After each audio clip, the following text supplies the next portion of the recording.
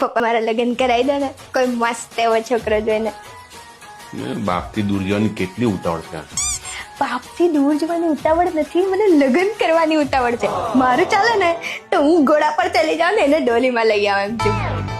કેટલી હરક પદુડી છે બાપરે બાપ. અરે પણ કેટલી મજા આવે, તમે જ વિચારો. આમ હલ્દી હોય, મારી સાતક હોય, મારા મામા મસ્ત એમ મામેરું લઈને આવે, મારી એમ લગ્નમાં એન્ટ્રી થાય, પેલો મારા ઓવારણા લે, એમ થોડો એમ ઇમોશનલ થાય. યાર પપ્પા મને આ બધું જીવવું છે. આ લગ્નની વાત છે, લગ્ન પછીની તો વાત કર.